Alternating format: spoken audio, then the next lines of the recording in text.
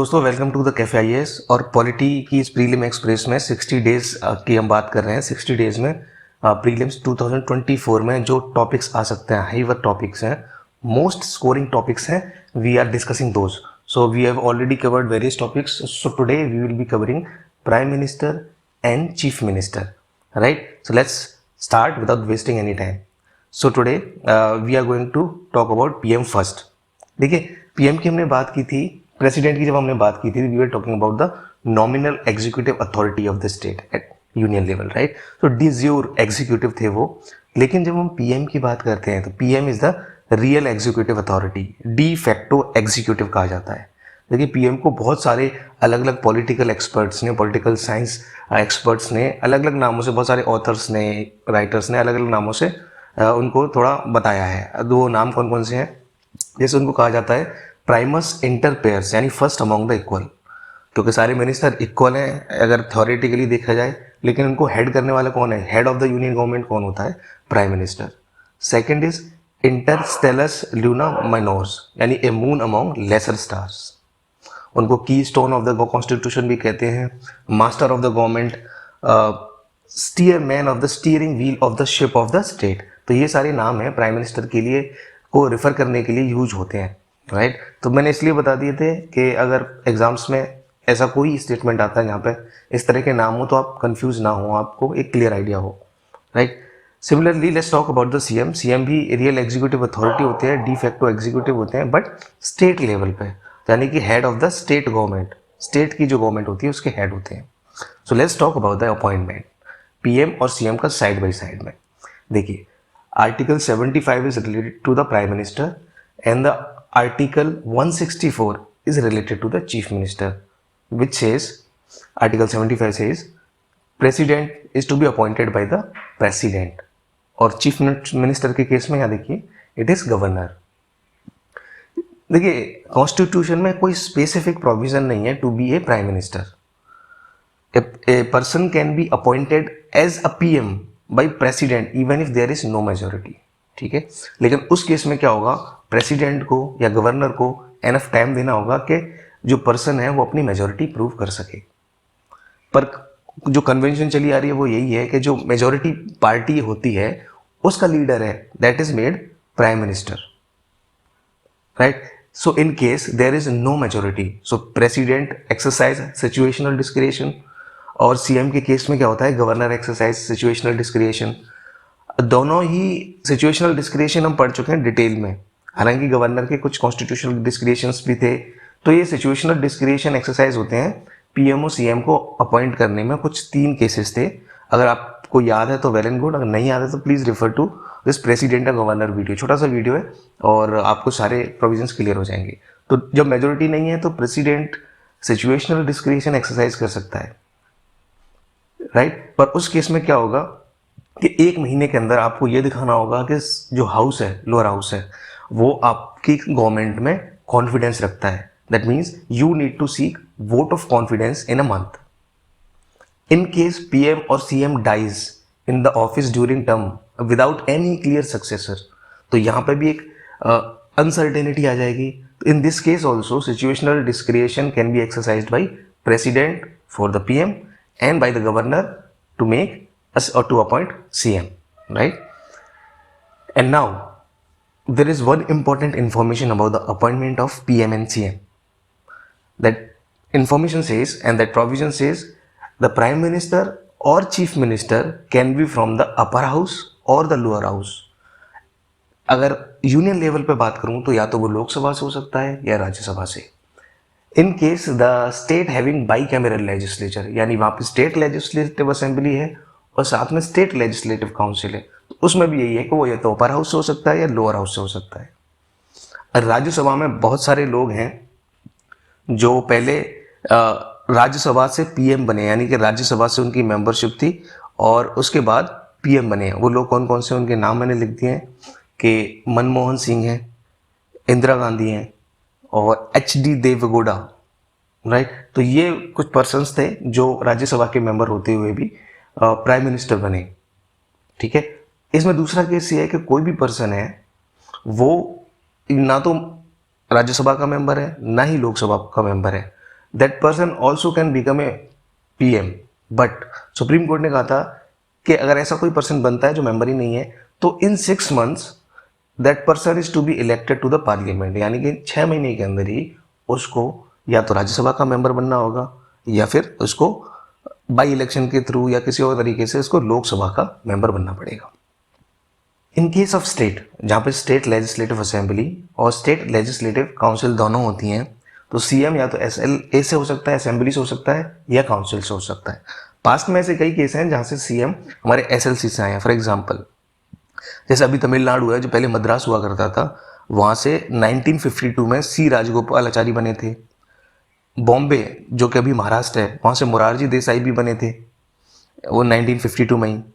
1960 में यूपी में CB गुप्ता, और सिमिलरली ये केस था बिहार में 1968 में, जहाँ पर मंडल जी was appointed a chief minister and they all were member of the state legislative council, right?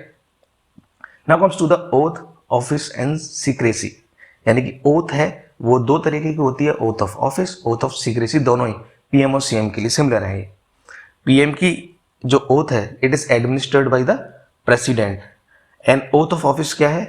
To bear true faith and allegiance to the constitution of India. Second is uphold the sovereignty and integrity of India. Third is to faithfully and conscientiously discharge the duty of his office and to do right to all manner of people in accordance with the constitution and the law without fear, favor, affection or ill will.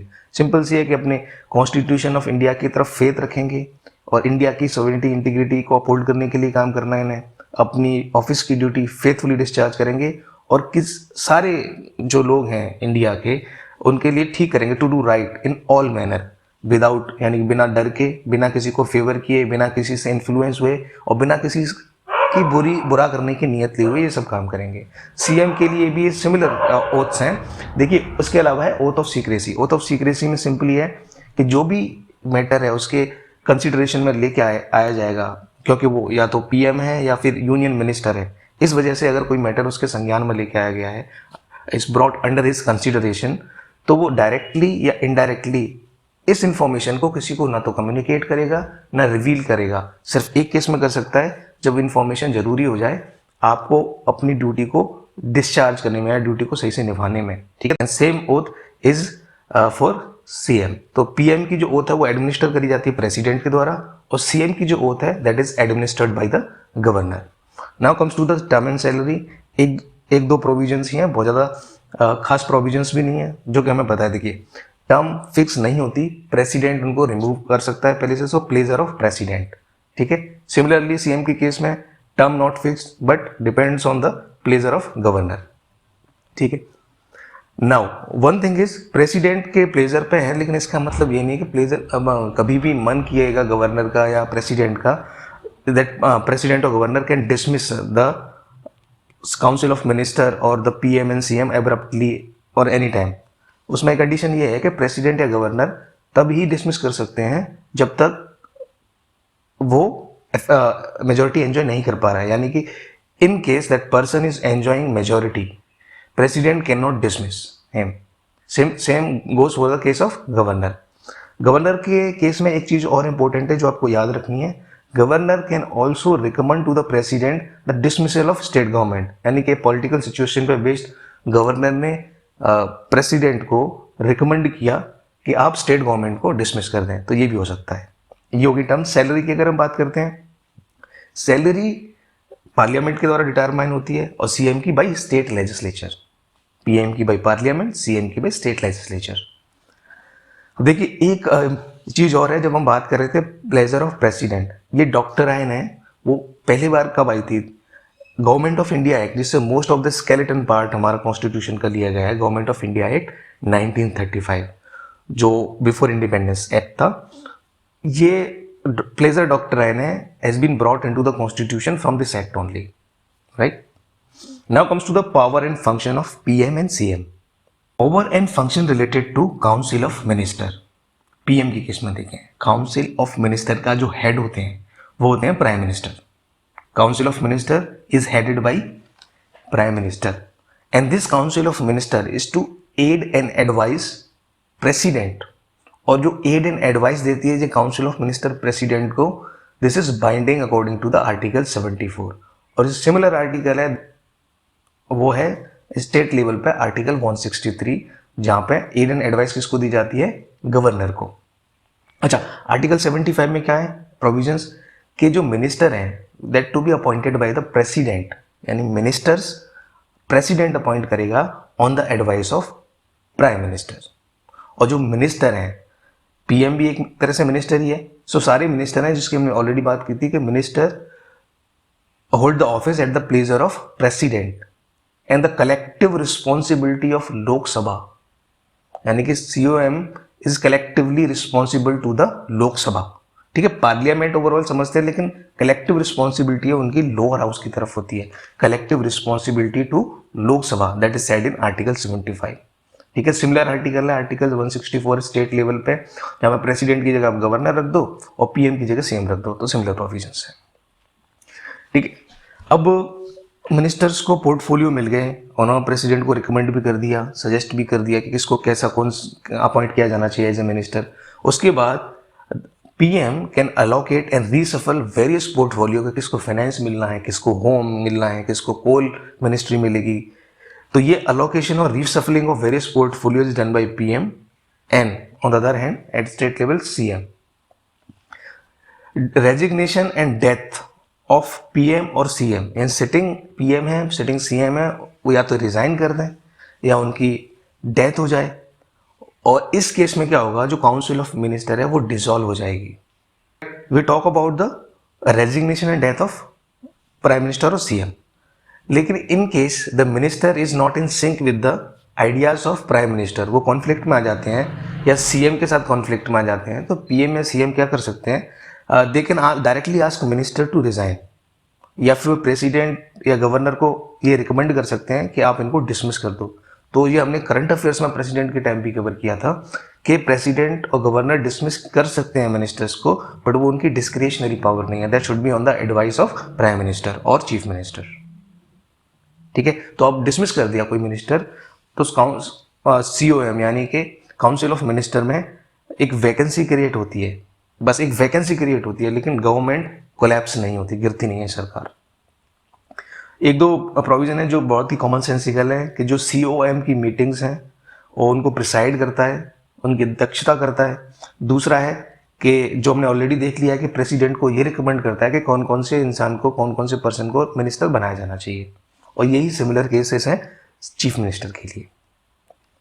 अभी देख लेते हैं power and functions related to the president and governor. देखिए, पहला देखिए, the person who is PM और CM can advise to the president with respect to appointment of various authorities और important officials like attorney general of India, controller and auditor general of India, UPSC के chairman members, finance commission के chairman member, election commissioners, इनके appointment से related advice देता है president को। और CM के केस में भी सिमिलर है, जैसे advocate general of state, members of state public service commissions, state election commission के कमिश्नर्स हैं। सेकंड है, ये देखिए इन सब चीज़ों से एक बात तो क्लियर हो जाती है कि प्रेसिडेंट और काउंसिल ऑफ मिनिस्टर के बीच में that person act as a, यानी PM CM act as a bridge और principal channel of communication between the president and COM और the governor and council of minister in case of CM.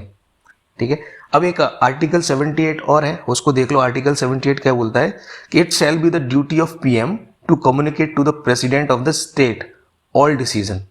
ठीक है, इसमें simply है कि president या फिर गवर्नर है, उनको कम्युनिकेट करना कि स्टेट के क्या डिसीजंस रहे हैं, ये पीएम की या सीएम की ड्यूटी है। यानी सीओएम ने जो भी डिसीजंस लिए हैं related to the administration of the union या फिर एडमिनिस्ट्रेशन ऑफ द स्टेट, या कोई प्रपोजल लेके आने वाले हैं वो लेजिस्लेशन के लिए, उन सारी बातों के लिए पीएम या सीएम को और कम्युनिकेट करना होगा प्रेसिडेंट को या गवर्नर को। It shall be the duty of PM और सीएम। ठीक है, पहला ये हुआ।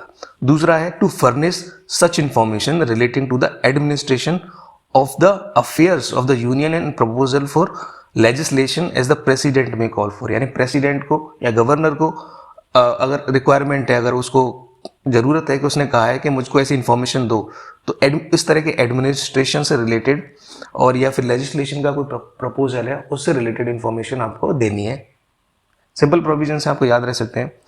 और साथ में अगर यह है कि इफ द प्रेसिडेंट और governor so requires to submit for the consideration of the COM council of minister any matter on which a decision has been taken by a minister but which has not been considered by the council, यानी कि किसी minister ने कोई decision लिया या opinion दिया, advice दिया, right, और उसने कहा है कि COM के पास भेज दिया अपना डिसीजन या ओपिनियन कि आप कंसीडर करो, लेकिन काउंसिल ऑफ मिनिस्टर ने उस डिसीजन पे, उस ओपिनियन पे कोई भी एक्शन नहीं लिया है, अभी तक कंसीडर नहीं किया है, तो प्रेसिडेंट कह सकता है कि एक बार वो मैटर मुझे भेज। तो प्रेसिडेंट इस तरह के मैटर्स में इंफॉर्मेशन मांग सकता है PM से, राइट।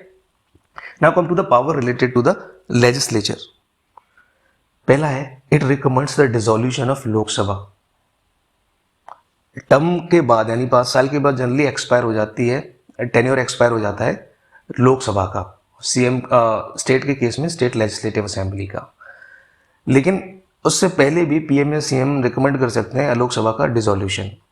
दूसरा है it can advise to president, और वो आप साथ साथ में जो सिमिलर होंगे वो आप समझते रहिएगा, वहां पर गवर्नर है, स्टेट लेजिस्लेचर आएगा। So PM can advise to the president on summoning proroguing of the session of the parliament. जब हम प्रेसिडेंट कर रहे थे तो हमने ये टर्म्स क्विकली देखी थी, समनिंग का क्या मतलब है, प्रोरोग का क्या मतलब है, एडजर्नमेंट का क्या मतलब है, एडजर्नमेंट साइन डी का क्या मतलब है, तो वो देख लें, और साथ में पार्लियामेंट में भी हम डिटेल में इनको कवर करने वाले हैं इन टर्म्स का मतलब। सो एडवाइस टू प्रेसिडेंट यानी समन करना है, कोई सेशन बुलाना है या फिर उसको स्थगित करना है, खत्म करना है एक सेशन को पार्लियामेंट के को, तो इस तरह की एडवाइस भी दे सकता है प्रेसिडेंट को, लेकिन करेगा कौन? ये समनिंग, प्रोरोगिंग, प्रेसिडेंट। एडवाइस देगा PM। गवर्नमेंट की पॉलिसीज को फ्लोर पे अनाउंस करना कि गवर्नमेंट की पॉलिसीज क्या है, ये कॉमन सेंसिकल है। कलेक्टिव रिस्पॉन्सिबिलिटी होती है लोकसभा के लिए, उधर स्टेट लेजिस्लेटिव असेंबली के लिए, ये भी हमने पढ़ लिया था। So the council of minister swims and sinks together, यानी साथ में या तो तैरेंगी या डूबेंगी, एक साथ होगा। और दूसरी पावर्स की अगर हम बात करें, he is the chairman of NITI Aayog. ये आप पॉज करके जरूर देख लें कि कौन कौन से ऑर्गेनाइजेशन, बॉडी का या कमेटी का ये हेड होते हैं, चेयरमैन होते हैं।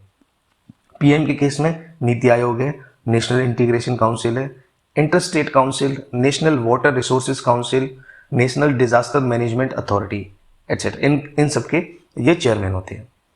CM on the other hand is the chairman of state planning board, और वाइस प्रेसिडेंट होते हैं ये जोनल काउंसिल के। देखिए हर जोन के जो डिफरेंट ऐसे CMs होते हैं, बाई रोटेशंस वो वाइस प्रेसिडेंट बनते हैं, तो जोनल काउंसिल के वाइस प्रेसिडेंट ये CM बन सकते हैं, और इंटरस्टेट काउंसिल है उसके मेंबर हैं, और नीति आयोग की गवर्निंग काउंसिल है उसके मेंबर्स, ये CM बन सकते हैं। दूसरी पावर क्या है? ये बहुत ही सिंपल सी कॉमन सेंसिकल है, चीफ स्पोक पर्सन होते हैं। इमरजेंसी के दौरान ही और she can act as a crisis manager in chief. Services के पॉलिटिकल हेड होते हैं, political head, right. And leader of the party in power, क्योंकि वही कन्वेंशन चली आ रही है कि जो पार्टी इन पावर होगा, मेजोरिटी पार्टी होगी, उसका लीडर कौन होगा? PM या CM। तो leader of the party in power. Significant role in shaping the foreign policy of the country. जब हम PM की बात करते हैं तो ऑब्वियसली वो सारे डिसीजन इन्फ्लुएंस करता है, तो so he plays a significant role in shaping the foreign policy of the country. बाकी सब सिमिलर है, इसमें यह है कि CM में कि वो फॉरेन पॉलिसी तो उसका सब्जेक्ट मैटर है ही नहीं CM का, तो उसमें क्या होगा? सिग्निफिकेंट रोल होता है या हाईली क्रूशियल रोल होता है CM का इन द स्टेट एडमिनिस्ट्रेशन। ये सारी पावर है।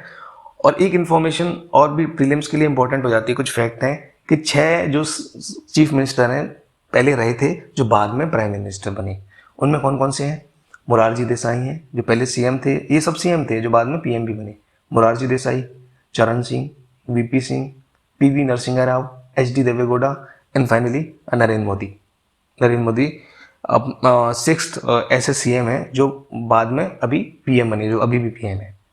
तो वही है कि अपनी स्पिरिट हाई रखें, पढ़ते रहें, और आपको मेहनत करनी पड़ेगी, और इनफैक्ट टाइम कम है तो और ज़्यादा मेहनत करनी पड़ेगी। But again I am saying, अगर आप लगातार मेहनत करते हैं, it is possible. So we will meet you at another lecture. Thank you very much for being with us, और मिलते हैं अगली वीडियो में।